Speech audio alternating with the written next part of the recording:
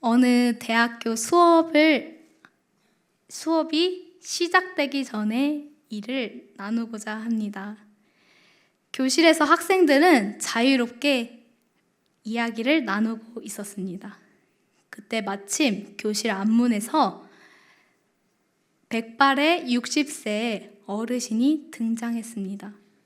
학생들은 교수님이 오셨다며 모두 자리에 앉았지요.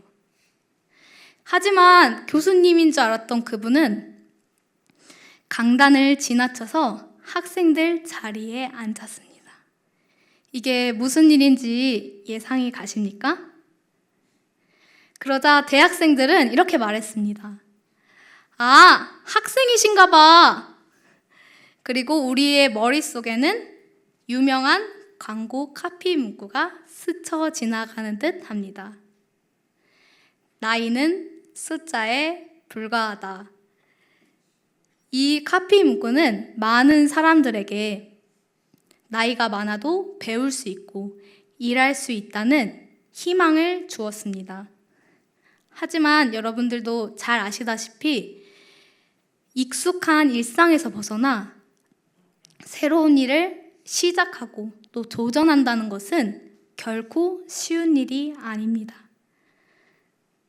새로운 일을 시작한다는 것은 용기가 필요하고요. 또 그만큼의 삶에 대한 진정한 열정이 없이는 어려운 일이기 때문입니다. 우리가 익히 들어서 알고 있는 모세도 이러한 과정을 거쳤습니다. 모세는 레위 족속의 사람으로 태어났지만 이집트의 왕자로 자랐습니다. 그는 최고의 부와 최고의 권력 그리고 최고의 교육을 받으며 자랐습니다. 그리고 어머니 요게벳의 영향으로 보살핌으로 나는 이스라엘 사람이다. 하나님의 백성이라는 정체성을 잃지 않았습니다. 이제 모세는 나이가 들어 40세가 되었습니다. 40세가 된 모세는 이제 하나님께서 자신을 통하여서 이스라엘을 구원하실 것이라고 생각했습니다. 그 당시 막강한 부와 권력 그리고 최고의 교육을 받은 모세가 아니면 누가 이스라엘을 구원할 수 있겠습니까? 한번 우리 말씀을 찾아볼까요? 사도행전 7장 22절에서 25절 말씀입니다. 네, 사도행전 7장 22절에서 25절 말씀을 한 목소리로 같이 읽어보겠습니다. 시작!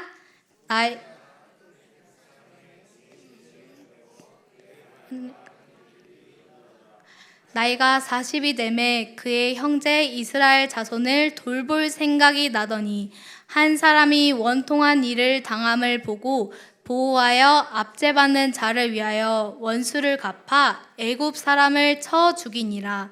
그는 그의 형제들이 하나님께서 자기의 손을 통하여 구원해 주시는 것을 깨달으리라 생각하였으나 그들이 깨닫지 못하였더라. 아멘. 말씀에서는 이스라엘을 압제한 애굽 사람이라고 나와 있는데 이 사람은 이집트의 감독관이었습니다. 모세가 이 애굽 사람을 의도적으로 살해했는지 그렇지 않았는지는 성경에 나와 있지 않죠.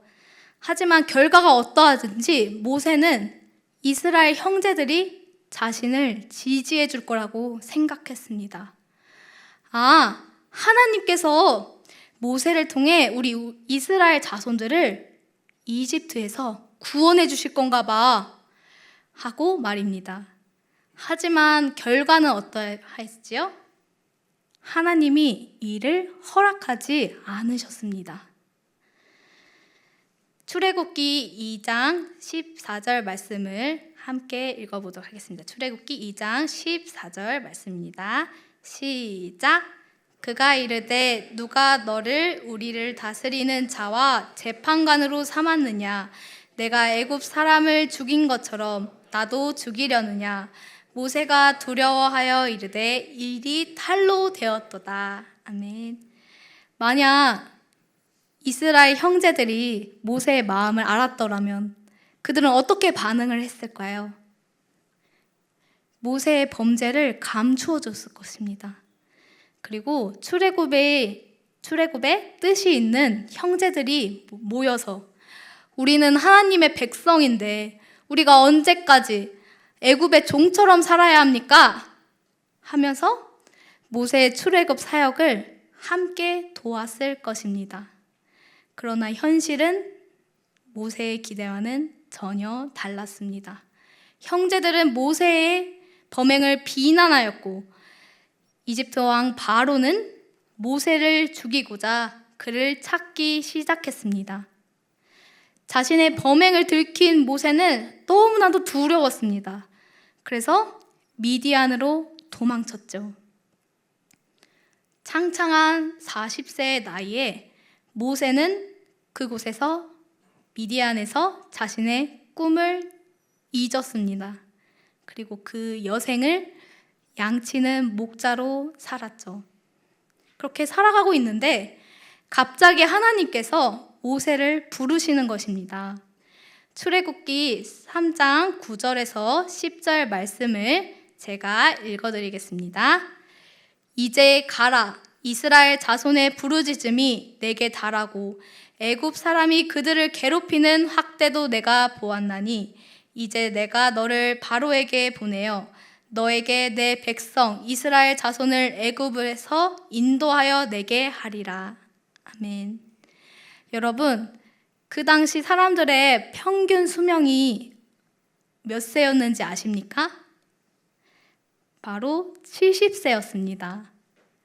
아주 건강하고 강건해야지 80세까지 살았는데 하나님은 80세가 된 모세에게 이제 너를 쓰시겠다고 말씀하시는 겁니다.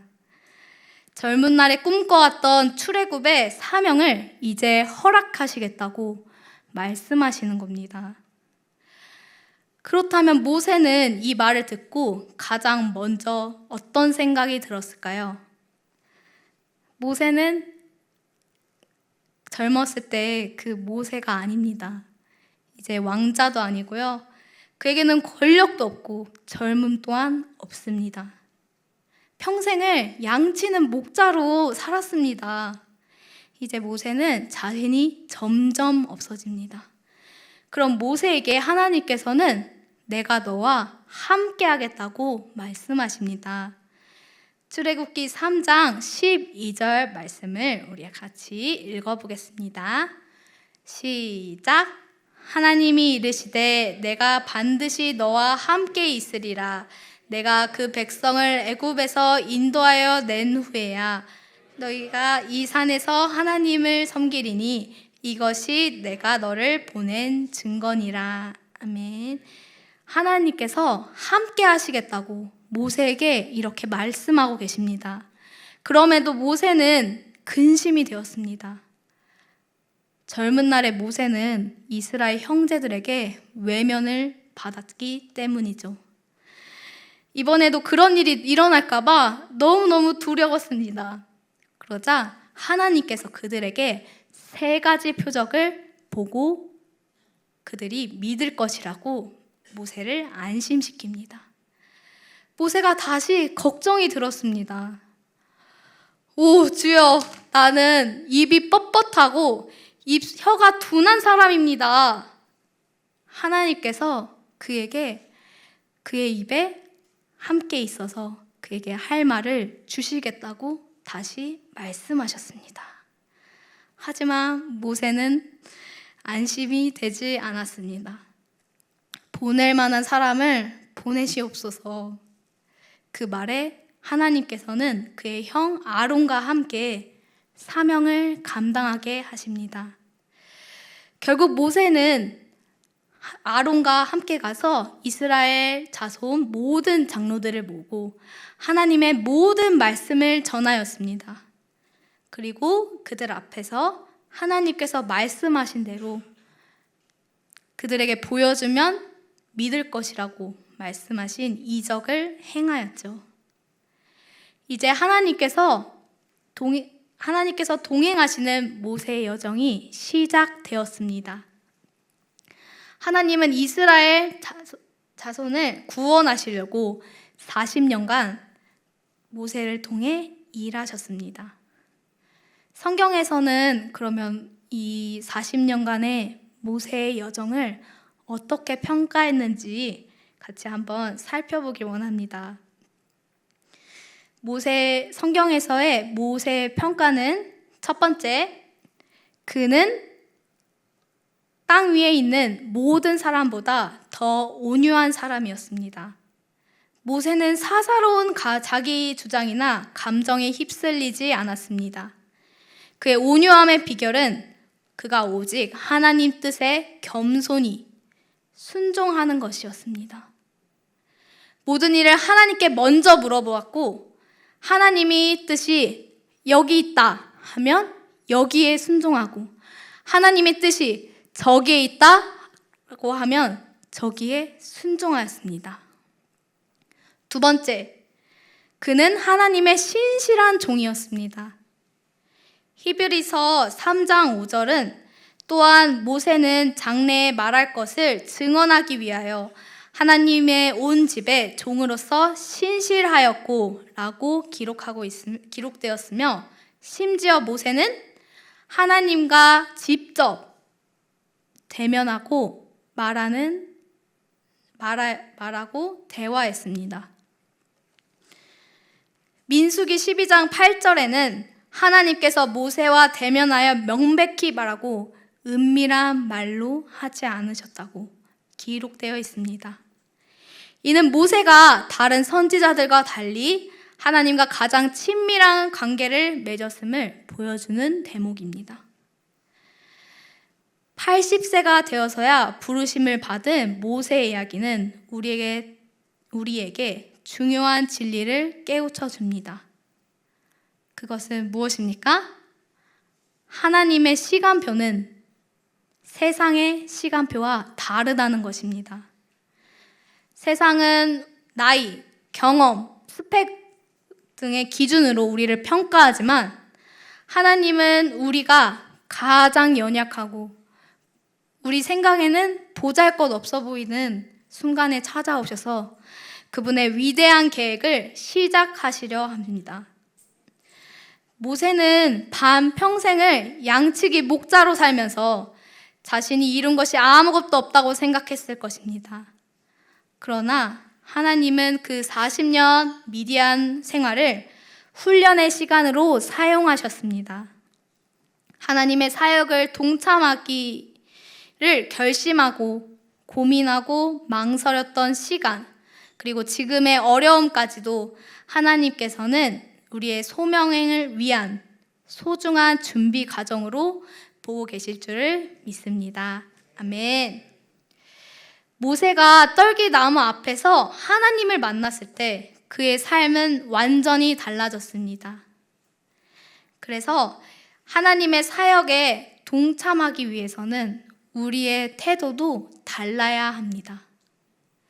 우리가 새로운 일을 시작하는 것은 큰 용기와 그리고 우리의 열정이 필요한 일이기 때문입니다.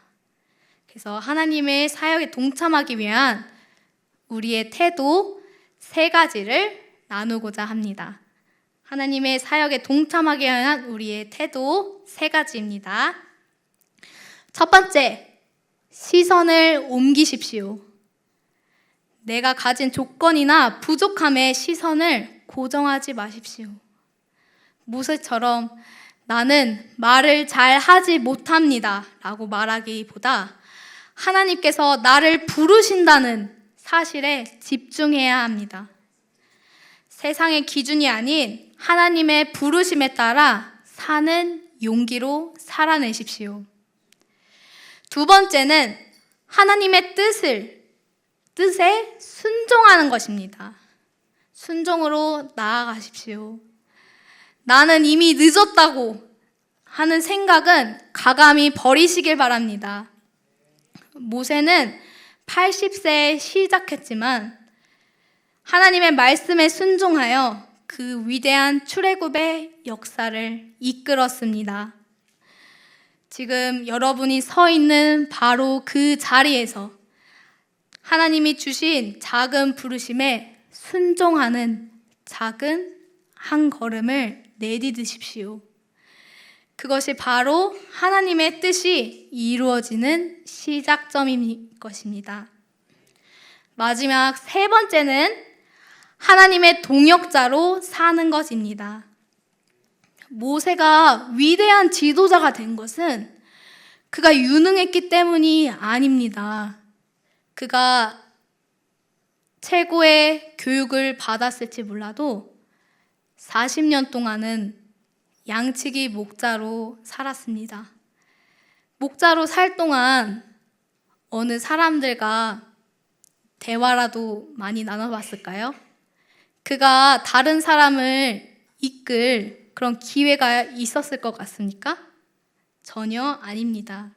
하나님과 동행하며 그분의 뜻을 신실하게 따랐을 뿐입니다. 우리에게도 이는 마찬가지일 것입니다. 우리의 삶이 그저 나를 위한 삶이 아닌 하나님의 영광을 위한 소명의 삶으로 드릴 때 하나님께서는 우리를 통해 놀라운 일을 행하실 것입니다. 사랑하는 성도 여러분, 오늘 이 시간 우리 안에 잠들어 있던 소명을 다시 깨워주십시오. 나이 그리고 환경에 얽매이지 마시고 용기 있게 주여 내가 여기 있나이다 하고 응답하시는 모든 성도님들 되시기를 축복합니다. 아멘.